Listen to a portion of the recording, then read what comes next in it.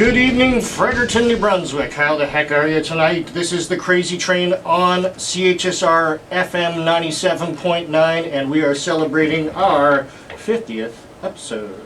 Yay! Got a large studio audience here tonight. Thank you. No, thank you. No applause, just money. Yes. Just fill the basket when we pass the money basket around, please. And I keep your greedy hands out of it. we've got a very special guest with us on the show tonight, and that is Mr. Andre Faust, otherwise known as Dr. Faust. How are you tonight, sir? Very, very best, and a correction, it wasn't Dr. Faust, it was Dr. D. Faustus. Dr. D. Way back in time, back to 1986. I think that was the last year that I did the show. 1986, and you started in 1983, right? 83 or 82. 83 or 82. And were you a member at CHSR before you came up, or? Yes, I was. I was a member. I was involved with CHSR when it changed from AM to FM. Oh, wow. So I am definitely now a bona fide old fart. The Godfather of Nether. Yeah, Steve, you're no spring chicken yourself there. No, I'm not. Tonight I'm the baby amongst the group. So. Now, Steve was with me way back. He kind of joined my team during my last year, and later on in the show I'll kind of explain the circumstances to what happened in that era of 1986. 1986. All right, well, we're going to kick off tonight's first hour. Of course, we always play indie metal from across Canada. I dove into my boxes of cassettes and old CDs, and we're going to start things off with Power Syndrome and our MP3 version of Power Syndrome 1, the CD that I had, I forgot. 2, the Power Syndrome MP3 we were trying to play wouldn't work, so this is your last chance, guys. This is being streamed off YouTube, so you never know what's going to happen with YouTube. And this is Power Syndrome Lost Horizons. And, oh, there you go. Sounds like it may be back from the time machine on the Crazy Train, our 50th episode. That was Neighborhood Watch with Vicious Circle. And before that, we also heard from KG Wolf, which was my very first band when I was about 14 or 15 years old, and we used to take recordings like that, as horrible as they were, and bring them up to Steve and Mr. Faust here, and they would actually play them on the radio. So that's why I'm here. It's because CHSR was so supportive to me when I was a young chap.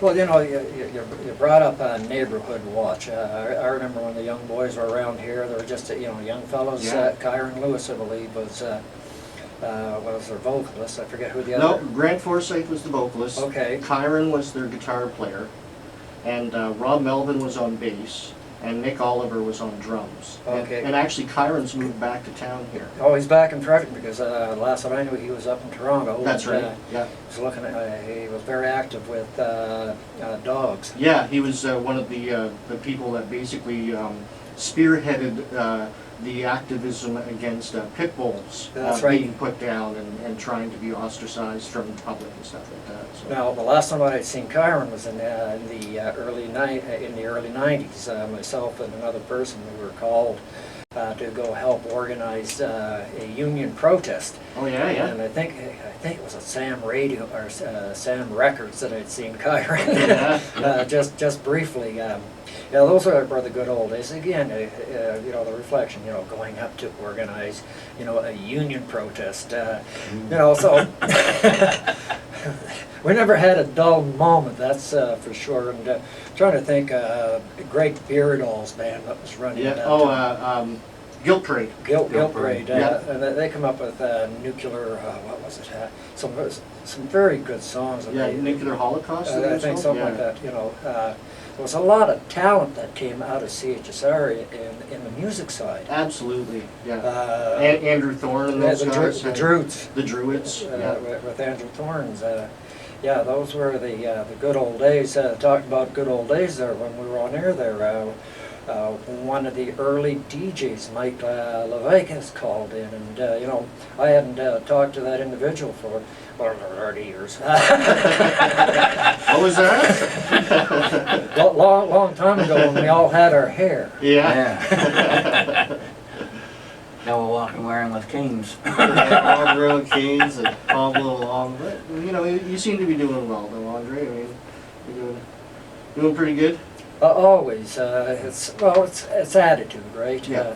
It's all about attitudes, and you know, currently I'm involved in some of the environmental activities, the stand against fracking, anti-fracking, the pipeline that's now coming in.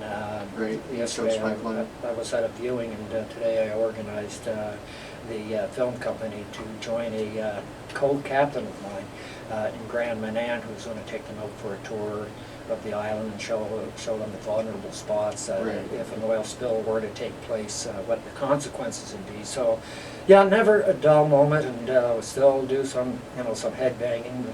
But we no longer have our 40-ouncer of Jack Daniels in our quarter-ounce bag of doobies. Awesome. All right, we're gonna get back to some music here with some The magic bag. some more blasts from the past. We dug out Holy Order, another great Fredericton band that was around the scene around the I think probably around the mid '80s to getting closer to the '90s now. Right here on the Crazy Train, CHSR FM 97.9. And Steve, where can you find us on the internet? At www.chsrfm.ca And do what? and click on listen. Weekend at the Capitol, Saturday, July 11th. The Flukes, Danger Cat, and Torchu. Covers $6. Doors open at 10, showtime's 10:30. That's this Saturday, July 11th, The Flukes, Danger Cat, and Torchu. All at the Capitol Complex, 362 Queen Street, in the Tannery.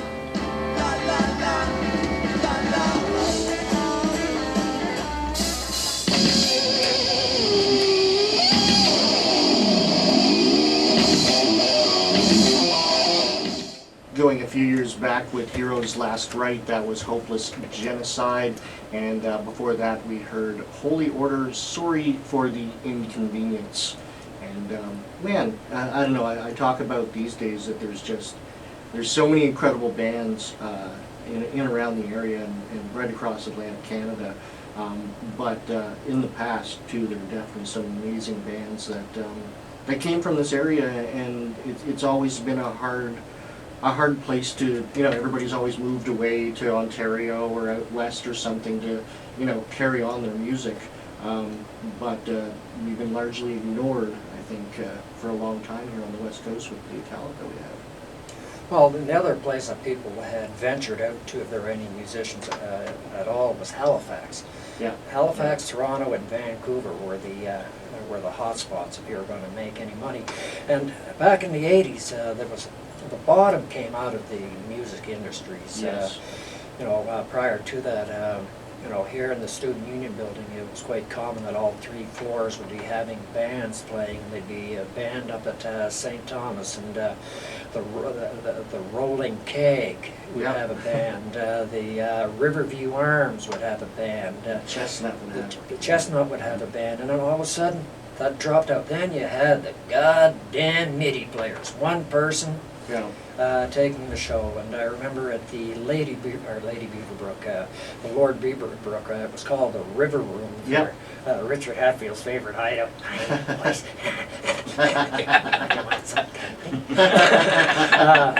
Anyway, the late Richard Hatfield used to kind of hang out, but I forget, this MIDI player guy was there, and he was, you know, showing me his technology, and I looked at him and I said, you know, you realize you've just displaced 5 musicians. Yeah. And then then came in karaoke. Oh God. So that killed a lot, but now we're seeing, you know, a revitalization, like in St. John. I'm seeing, you know, bars there that are hiring here. What is the The Capitol. the Capitol and the Carlton Street. Oh, the Charlotte Street Arts Center, yeah. You know, are, opening many forums for, musicians to come and play, but it's still not like what it used to. Oh, no, and I mean, we used to have the Cellar, which was right here in the Student Union building. I mean, I don't know what year the social club stopped having bands, but they don't have bands up there anymore. The Cellar downstairs used to have bands, and now I think they're going to like a house band kind of thing. Right. So that doesn't help the local musicians much when it's just going to be a house band of the same players there. But it's gone into basically people in their own homes, people that have rented apartments, have opened up shows there. There's a place called the Grindhouse on Charlotte Street, and they've had the most shows.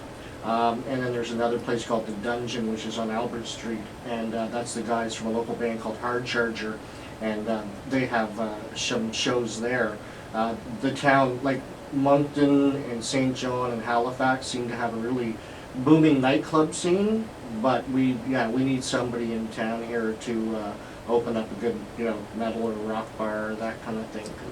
See, in the 80s, the 70s and 80s, you had pubs all the time. Yeah. There'd be bands booked in the ballroom of the sub, and there was always, musicians. They could be local or they could be, high-end acts brought from outside the province. But those days are gone. Being a musician, you've got to experience a bit of poverty before you make the money. Yeah. What a lot of we've been finding, and being a music director, and seeing music come in all the time, a lot of people they're releasing albums still, but instead of putting the album out, they're doing singles, but not really as a single for like a hit off an album. They want to do singles because if you just put out your album, within a month, everybody, so much information is being driven at people that you forget about that album. You just move on to the next new album. So by putting out singles every once in a while until you release your album, you can keep people's attention, at a month, and then another month or two you send out another one kind of thing. So that's kind of an adaptive behavior. Very much so. Realizing what the environment is and what works and what doesn't. Unfortunately, the ones that went broke are the ones who are probably the pioneers that found out what the good strategy was going to be. Probably, yeah. It's a really different landscape now musically for a lot of musicians and things like that. Touring is hard too because a lot of musicians have it's not like the old days where you can just kind of sit back and just rehearse and you had cheap rent and things like that. So a lot of bands are doing weekend warrior type touring where they'll hit St. John, Moncton on a weekend, then come back, and then the next weekend they'll go to like another couple of cities and then come back because it's so hard to be able to keep a job and go out on tour, right? So, yeah, again, that's times have changed. I mean, we live in a different society than what it was in the 80s. Earlier we were talking. If you want to understand a society or a culture, you listen to their music and you study the art, and that tells you roughly where your society's at. And generally speaking, we've become a lot more conservative, as funny as that might sound. Yeah. But we have more regulations in place that tells us what we can't do. Right. Yeah. When I was 12 years old, I had this little business going on, selling firecrackers. And about 4 times a year, my parents would fly down to Quebec, and I would accompany them. And while I was there, you could buy firecrackers and get 25 firecrackers for 5 cents. I would bring them back in a paper bag on the plane. On the plane? On the plane. My goodness, you would be frisked and have every orifice searched out. Today I'd be shot on sight. Oh, yeah. For that same behavior. And, on everything now, we've moved to the point that, neighbors are spying on neighbors. I work involved with poverty a lot, and, somebody who's on income assistance, they got to worry because their neighbor's going to call in. you know, so we're having citizens policing citizens. Well, and with this whole new smoking law, they want you to call in if you see someone smoking by a park or you see someone smoking on the trail. So you better keep an eye on those people because, you know, they're doing bad stuff, right? Yeah. Oh, it's, you know, that's becoming more, you know, more conservative, and you know, and this is the thing with, you know, the role, the responsibility of musicians is also not to put out good music, but to also have messages in their music, and you know what we've seen in later in the show. I want to give an example of 3 bands that made you know, political statements against the war, Right. which you don't see anymore. No, not too much, no. You know, so the, you know, the awareness that is going. I mean, during the when Steve will vouch for this, during the shows that I used to do, I used to come up with some pretty you know, powerful comments. Now with Bill C-51, if I were to repeat those same comments, I could be deemed a terrorist. Yeah. You know how it's changing. So, you know, the lifespan that I've lived, I see we're becoming more, you know, more restricted, and that's, you know, in a 30, you know, 40-year period. What's the next 30, 40-year period going to be like? Yeah. Ooh, that is scary. They tell us it's for our protection and for our good and, you know, all these things. But It's for the protection of the money and the power elite. yeah. That's all it amounts to. Look at the Irving influence in the province. Yeah. You know, he runs the show. You know, you know, it doesn't matter what government's in power, he has them by the balls. Yep. If you don't do what I do, I shut my plant down. Now you've got 350 people out of work. Who do they blame? They blame the government, whoever. Yeah. And you know, to be fair, I didn't like Albert, but I understand that problem. That you know, as an MLA or as a premier, what do you do when you have somebody who says, "I'm going to fire 350 people if you don't give me what I want"? What do you do? Yeah. That's how Irving does things. Right, yeah. A lot of those big corporations, because they're so embedded now within politics and just within everybody's daily lives. Because, yeah, again, like somebody like the Irving Company that owns, you know, the pulp and paper, they own the oil and gas, they own the media, you know, all of those things, they have a very large control over what's And going most on. of the natural resources, through forestry. Then there's tied in with Glenn Cook, who's now a big player in the agriculture industry. Right. And you know, they all work, you know, together. You know, and we have a problem here in New Brunswick. But you know, upcoming musicians should take the you know, take the flame again, like what was done in the '60s and the '70s, and you know, make political conscious as part of the, you know, part of the everyday lingo, because that's the only way change is going to happen. Yeah. You can't let the old guys make the changes for the young generation, because they're working for their interest. Yeah. That's, you know, the younger generation. You know. Yeah. And you know, what's paramount is to put people to work. Now I'm starting to sound like a politician.